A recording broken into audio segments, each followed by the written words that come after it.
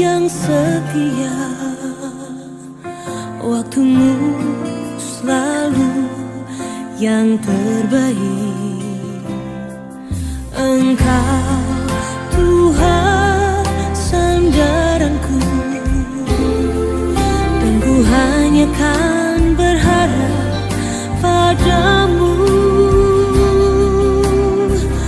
Satu-satunya yang ku andalkan, satu-satunya yang ku percaya. Engkau sumber kekuatan, sumber pengharapan, sumber kedamaian. Satu-satunya yang ku andalkan,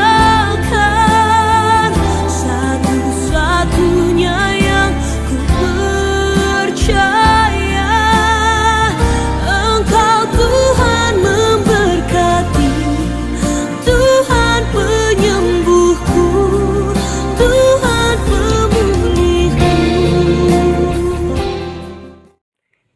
Salam sejahtera, selamat pagi buat kita semua, Bapak Ibu Saudara-saudari yang terkasih di dalam Tuhan kita Yesus Kristus. Berjumpa lagi di sapaan teduh kita di pagi hari ini. Bapak Ibu Saudara-saudari yang dikasihi oleh Tuhan kita, sebelum kita mendengar dan merenungkan firman Tuhan, mari kita satukan hati kita bersatu di dalam doa. Kita berdoa. Ya Tuhan, ya Allah Bapa kami bersyukur di pagi hari ini. Tuhan memberikan anugerah kepada kami untuk kami nikmati. Dan pada kesempatan ini juga kami bersyukur jikalau firman Tuhan tetap menyapa kami, untuk mengajari kami, untuk membimbing kami di dalam menjalani kehidupan ini. Berbicaralah kepada kami ya Bapa, demi Kristus Yesus kami berdoa kepadalah Bapa di sorga. Amin.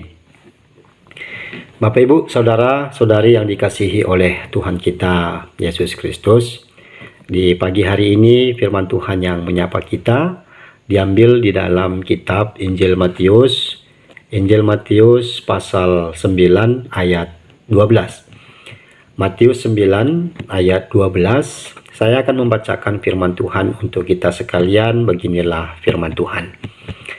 Yesus mendengarnya dan berkata, "Bukan orang sehat yang memerlukan tabib, tetapi orang sakit."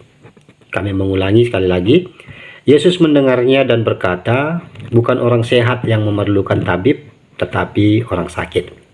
Bapak Ibu Saudara-saudari yang dikasihi oleh Tuhan kita Yesus Kristus, jikalau sekilas kita berpikir tentang perbuatan kita sebagai manusia, tanpa diarahkan oleh Allah melalui firman dan rohnya, kehidupan kita akan diarahkan kepada hal-hal yang tidak memiliki aturan dan tujuan hidup yang jelas. Kita bisa bayangkan juga bahwa kebebasan akan menjadi monster yang berbahaya, yang akan mengganggu tatanan kehidupan kita, tatanan kehidupan keluarga kita, tatanan kehidupan lingkungan sosial masyarakat kita.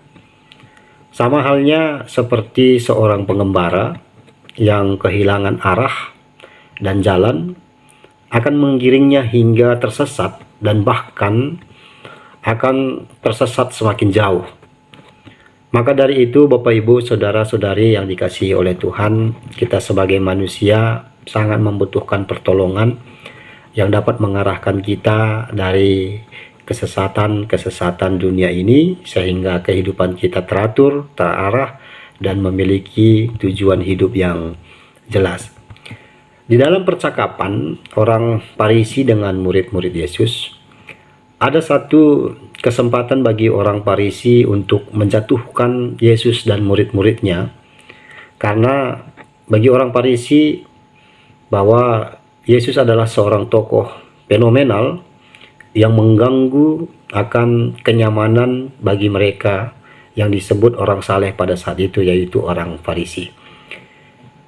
Dan di momen tertentu, ketika Yesus dan murid-muridnya makan bersama dengan orang-orang pemungut cukai, Pada saat itu pemungut cukai dikategorikan sebagai orang yang hina.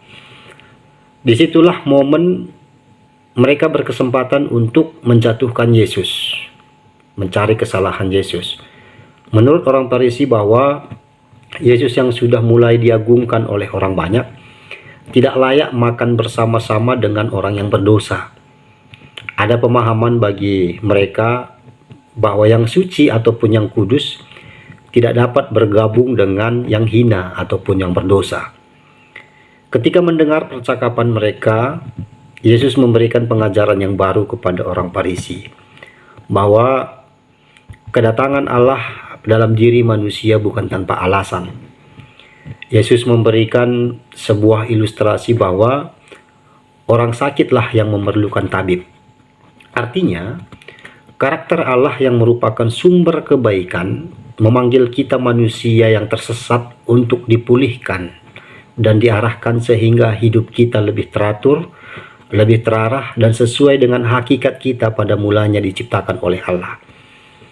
Allah ingin supaya kita manusia hidup dalam kasih dan kebaikan serta memiliki arah kehidupan yang jelas. Dosa itulah yang membuat kita membutuhkan pertolongan dan penebusan dari Allah. Jadi Bapak Ibu Saudara-saudari yang terkasih di dalam Tuhan kita Yesus Kristus, akibat dosa dan pelanggaran kita semakin membebani dan merugikan diri kita sendiri. Kita tidak merasa damai, hati kita semakin terluka, dan kita akan menanggung rasa sakit dari perbudakan dosa yang kita perbuat. Maka firman Allah yang menyapa kita di pagi hari ini mengingatkan bahwa Allah dalam Yesus Kristus adalah sumber kebaikan dan penebusan. Dia memanggil kita untuk tetap melihat kebaikannya. Dengan mengingat kebaikan dari Allah akan selalu mengingatkan kita untuk berhati-hati di dalam bertindak dan tidak mengecewakan Dia. Dia memanggil kita bukan karena kebaikan kita. Dia memanggil kita bukan karena kita adalah orang yang sehat, tetapi Dia memanggil kita karena kita adalah orang yang berdosa. Dan Dia memanggil kita karena kita adalah orang yang sakit karena diperbudak oleh dosa. Oleh sebab itu, kedatangan Yesus memperbaharui kehidupan kita sehingga kita menjadi orang yang sehat, sehat rohani dan sehat fisik. Sehingga dengan kesehatan yang kita peroleh, kita bisa menjadi berkat bagi orang banyak. Demikianlah firman Tuhan yang menyapa kita di pagi hari ini. Tuhan memberkati kita, Tuhan mengarahkan kita di dalam menjalani kehidupan kita, sehingga kita tetap hidup di dalam damai sukacita. Apapun pekerjaan yang kita lakukan, lakukanlah dengan penuh sukacita, karena Tuhan kita memberikan sukacita bagi kita semua. Amin. Mari kita bersatu di dalam doa. Kita berdoa. Ya Tuhan Allah, Bapa kami yang bertahta dalam kerajaan sorga, pada kesempatan ini kami bersyukur buat firman-Mu yang telah menyapa kami.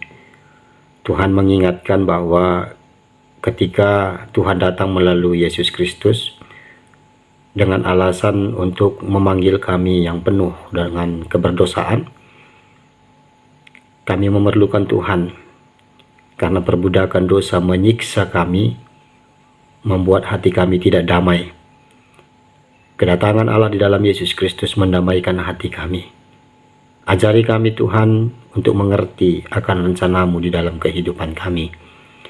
Ajari kami untuk memahami firman-Mu sebagai pedoman di dalam kehidupan kami. Tuhan memberkati kami semua. Pada kesempatan ini ya Bapa, kami berdoa buat jemaat Tuhan yang ada di GBKP Runggun Samarinda, yang ada di GBKP Perpulungan Sangatta, dan GBKP Pos PI yang ada di Bontang. Tuhan, Engkau memberkati setiap program pelayanan gereja Tuhan yang ada di wilayah pelayanan Runggun Samarinda, Perpulungan Sangatta, dan Pos PI Bontang. Tuhan memberkati pendeta kami dan vikaris. Tuhan juga memberkati setiap pertua dan diaken yang melayani, Tuhan juga memberkati setiap jemaat Tuhan yang terlibat di dalam pelayanan. Tuhan berkati setiap pekerjaan jemaat Tuhan, dan jikalau pada kesempatan ini ada jemaat Tuhan yang bergumul di dalam kehidupannya, Engkau hadir sebagai solusi yang bergumul bagi kesehatan mereka. Engkau menyembuhkan mereka, sehingga sukacita yang mereka rasakan semua hanya karena anugerah Tuhan. Tuhan memberkati kehidupan kami semua. Pada hari ini juga, atas semua aktivitas yang kami lakukan, Tuhan sertai kami, Tuhan lindungi kami. Inilah yang menjadi doa kami ya Bapa, dan kami akan sempurnakan doa kami ini seperti doa yang Engkau ajarkan kepada kami. Bapa kami yang di surga, dikuduskanlah namamu, datanglah kerajaan-Mu, jadilah kehendak-Mu di bumi seperti di surga.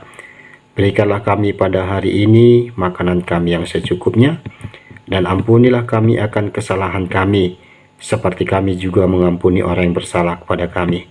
Dan janganlah membawa kami ke dalam pencobaan, tetapi lepaskanlah kami daripada yang jahat. Karena Engkau yang punya kerajaan, dan kuasa, dan kemuliaan sampai selama-lamanya. Amin. Salam sejahtera untuk kita semua. Tuhan memberkati kita, Tuhan memberikan kita damai. Amin.